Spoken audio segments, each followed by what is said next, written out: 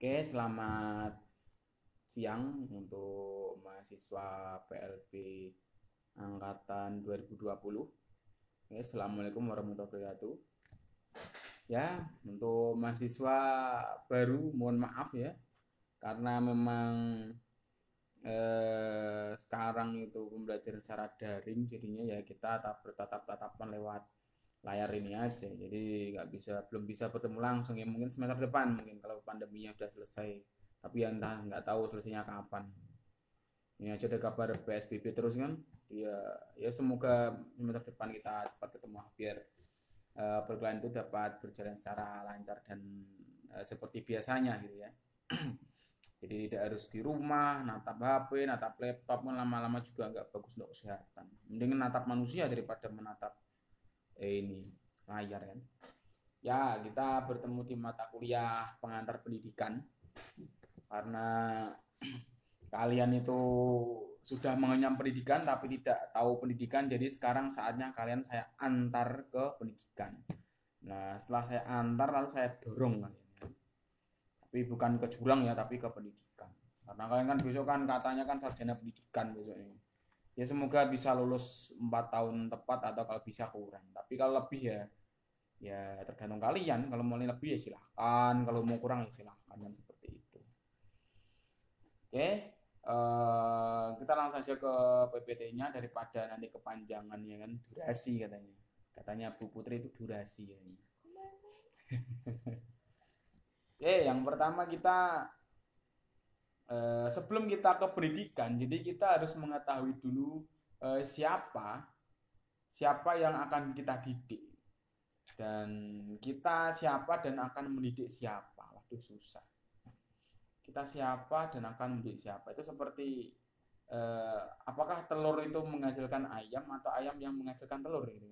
Itu pertanyaan yang logika sebenarnya ya, yang dapat dipecahkan tergantung dari mana sudut pandang ia memandang.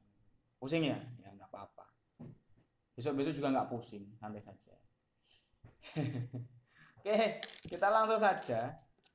Bukan di pertanyaan ayam dan telur tadi, bukan. Tapi kita langsung saja ke objek pendidikan kita, yaitu siapa? Manusia. Kita ini manusia, objek pendidikan kita juga manusia. Jadi ya untuk sewajarnya kita harus memanusiakan manusia. Pendidikan itu kan kita harus memanusiakan manusia. Tapi terkadang kan pendidikan juga tidak manusiakan manusia, karena di situ di dalamnya ada paksaan, ada tuntutan. Ya, tapi itu kan tergantung teori yang ada ya. Beda teori yang kita pahami akan beda juga konsep yang ada di dalam kepala kita. Jadi jangan kaget kalau di perkuliahan itu kalian kan di SMA kan mempelajari itu saja, pengertian biologi ya sudah itu saja, tapi kalian tidak mengetahui pengertian biologi menurut pendapat si A, si B, si C, si D, si E, kan tidak. Jadi kalian sudah terangkum satu saja. Tapi kalau di kampus kita harus itu berpikir kritis. Jadi satu teori itu satu pengertian itu bisa ambil dari beberapa teori gitu. Harus dipahami dulu. Jadi kalian nanti sawanan lagi kan. Setelah baru masuk kuliah online kebanyakan tugas terus sawanan kan ya susah. Tahu nggak sawanan nih? Mungkin orang yang itu apa sawanan itu apa? Apa Bu sawanan Bu? Kaget. Nggak, kaget terus meriang itu loh. Sawanan itu. Oh bukan. Iya benar benar benar. Psikosomatis. Nah, itu arti kata dari sawanan ya. Kalian kuliah berat, setelah itu sakit ya kan, nggak seru. Nah, oke, kita kembali ke poin. Jadi kita akan pelajari apa sih itu manusia dan hakikatnya itu apa manusia. Apa hubungan manusia dan pendidikan? Jadi menurut si Spinoza, Gödel, Hegel dan Karl Marx, manusia itu makhluk yang harus produktif, menguasai di luar dirinya. Jadi menguasai, kalau kita akan bergerak kan kita menguasai diri kita. Jadi manusia itu mempunyai untuk menguasai di luar dirinya gitu, dengan sebuah tindakan, ekspresi atau kekuasaan manusiawi yang khusus, dan menguasai dunia secara kekuasaan. Menguasai dunia dengan kekuasaan. Nah, karena manusia yang produktif itu adalah manusia, jadi yang tidak produktif ya bukan manusia berarti ya, ya bukan. Jadi setiap hari kan manusia itu pasti akan produktif. Jadi ya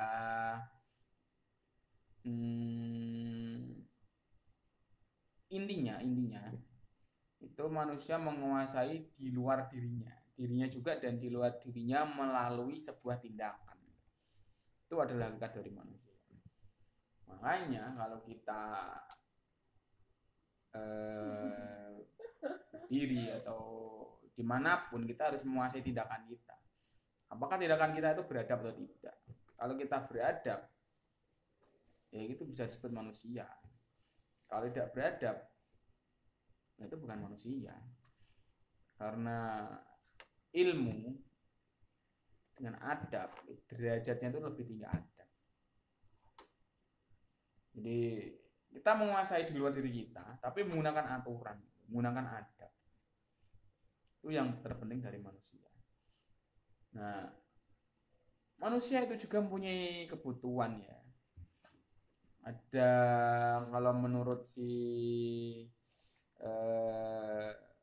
siapa ini? Abraham Maslow. Jadi bukan Abraham, Mbah Maslow. Itu dia memetakan kebutuhan manusia itu menggunakan sebuah segitiga. Itu ada 5. Ada 5 kebutuhan manusia yang dipetakan oleh Mbah Maslow. Kalau belum sudah pernah lihat Mbah Maslow belum? Ya, kalau belum nanti lihat aja di internet. Jadi kebutuhan manusia itu dipecah menjadi 5 menurut Mbah Maslow itu. Yang pertama itu kebutuhan fisik. Kebutuhan fisik itu apa saja? Kebutuhan fisik itu makan, minum, terus tidur, terus seks, terus apalagi membutuhkan perumahan, membutuhkan itu, pokoknya kebutuhan dasar manusia lah, makan, minum, seks, tidur, bangun, dan kawan-kawannya. Itu kebutuhan pertama, kebutuhan fisik. Yang kedua itu adalah kebutuhan keselamatan. Di keselamatan ini manusia itu membutuhkan satu keselamatan, atau contohnya kalau manusia itu kan butuh berlindung dari serangan terik matahari, hujan, dan apapun. Makanya manusia membuat rumah, karena manusia membutuhkan keselamatan. Manusia membutuhkan juga jaminan masa depan. Dia bekerja untuk bisa menghidupi. Ya kalau tidak dihidupi ya tidak bisa makan, ya nggak selamat kan, seperti itu. Jadi itu kebutuhan akan keselamatan. Terus yang ketiga, kebutuhan akan cinta dan rasa ingin dicintai. Nah, kalian sudah mengenal cinta belum? Kalau sudah mengenal cinta ya syukur gitu. Kalau belum ya berarti ya parah kalian. Karena cinta yang pertama kali itu adalah cinta kepada Allah. Coba bayangkan. Cinta kepada Allah. Itu adalah rasa cinta yang paling utama. Nah, setelah itu baru ke orang tua ya. Ya mungkin ada nabi dan kawan-kawannya Rasulullah, tapi kan karena kita agamanya itu tidak seragam. Ya, jadi ya setelah Tuhan ya kepada manusia, orang tua. Orang tua, kamu cinta orang tua, kamu cinta dengan sama jenis. Ya, ada juga yang cinta sama jenis ya. Ada juga yang cinta dengan yang beda jenis. Yang bagusnya ya cinta kepada beda jenis, jangan sejenis. Itu kan malah nanti mengurangi populasi manusia di dunia. Ya bagus itu. Itu cinta itu penting. Kalian tanpa cinta itu apa? Kalian nggak ada, orang tua kalian nggak ada cinta, kalian nggak akan sekolah sekarang. Kalian sekolah itu ya karena cinta dari orang tua kalian. Kalau nggak cinta ya mungkin ditelantarkan, nggak bisa. Karena cinta orang tua kepada anak itu kalau teori itu lebih besar daripada cinta anak kepada orang tua. Coba buktikan aja besok. Nah, setelah itu kebutuhan akan harga diri, akan apresiasi. Setelah cinta, kalian kebutuhan akan apresiasi. Kalian jika melakukan satu hal tapi tidak ada suatu apresiasi, ya kan susah, nggak bisa. Kalian nggak akan kuat. Contohnya, kalian sudah bekerja, tapi tidak ada apresiasi berupa uang atau gaji ya kan nggak akan mau, kalian punya harga diri ya, saya nggak mau kalau nggak digaji kan seperti itu. Saya nggak mau jika melakukan sesuatu kok nggak ada apa, nggak ada timbal baliknya. Bukan timbal balik cuma uang saja ya, tapi untuk yang lain juga. Entah itu ucapan terima kasih, mungkin kalian sudah membantu teman kalian sudah membantu sekuat tenaga, tapi udah oke ya dadah gitu. Tanpa ada terima kasih karena sudah membantu saya, terima kasih gini ya, itu kan kalian juga pasti mangkel. Nggak mungkin kalau enggak. Beda dengan nabi ya, beda kalian butuh harga diri, rasa hormat kan juga butuh. Kalau ada anak SD lewat di depan kalian terus kalian diejek ya, kalian marah pasti kan. Kalau sama orang yang lebih dewasa itu ya harus hormat kan, seperti itu. Dan juga kepada orang tua juga harus hormat. Nah, itulah adab ya. Karena adab ya bekalnya manusia. Kalau manusia tidak beradab bukan manusia, seperti itu.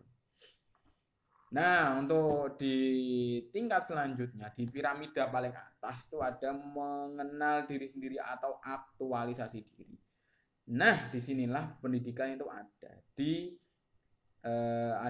di dalam aktualisasi diri. Di situ diperkenalkan nilai, diperkenalkan moral, diperkenalkan kreativitas, dan semua itu akan ada dalam pendidikan. Walaupun entah itu pendidikan formal atau pendidikan non formal, itu pasti ada di dalam pendidikan. Kalau kalian kan membayangkan kan pendidikan kan ya di sekolah, tapi di masyarakat juga itu ada pendidikan, ada belajar. Pendidikan itu bisa diraih di mana saja, kan seperti itu. Tuh kebutuhan manusia menurut Mbah Maslow ya. Kalian harus tahu. Tuh.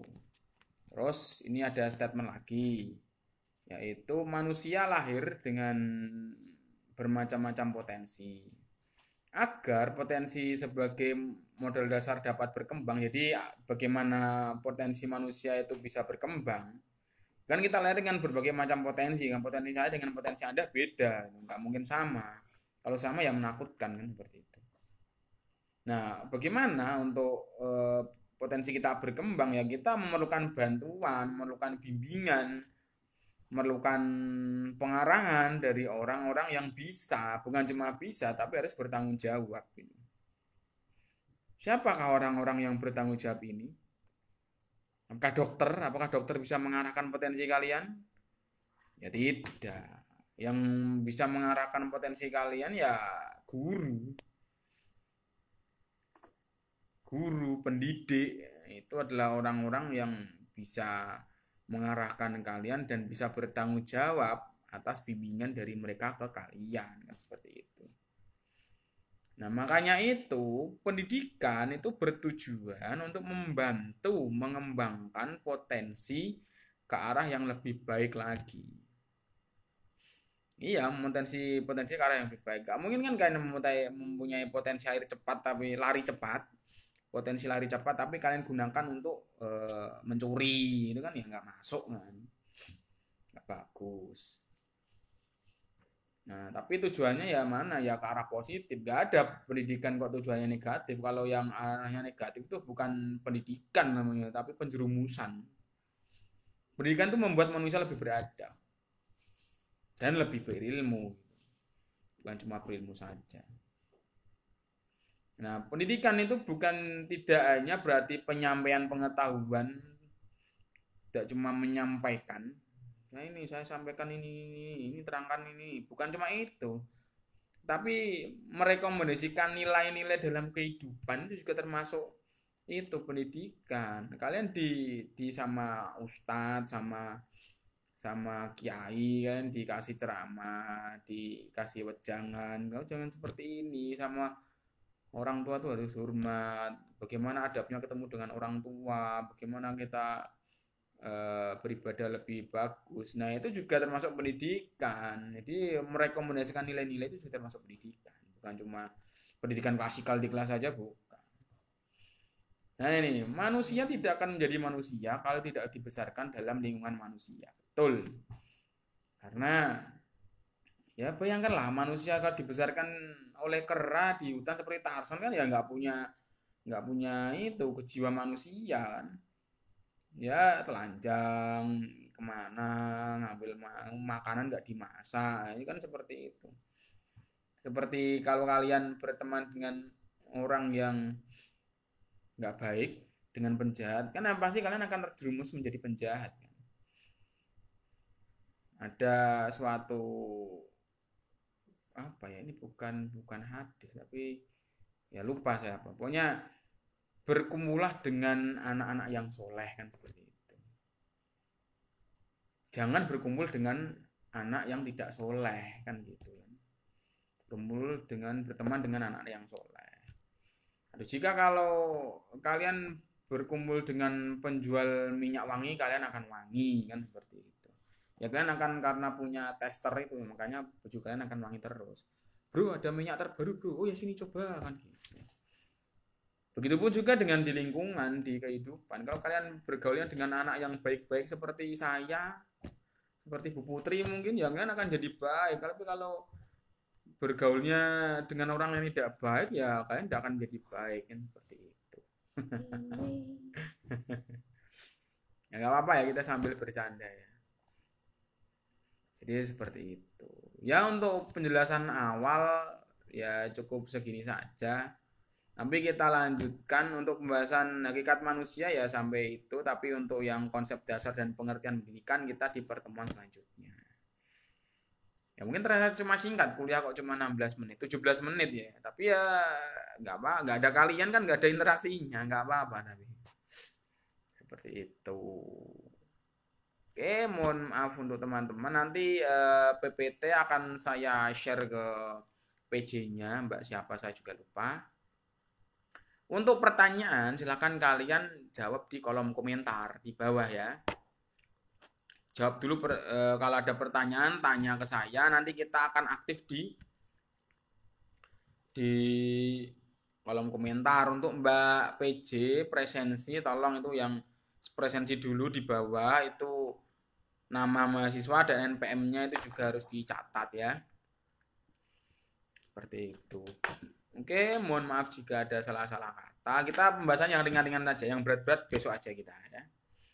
Mohon maaf jika ada salah-salah kata. Perkuliahan saya akhiri. Wassalamualaikum warahmatullahi wabarakatuh. Dadah.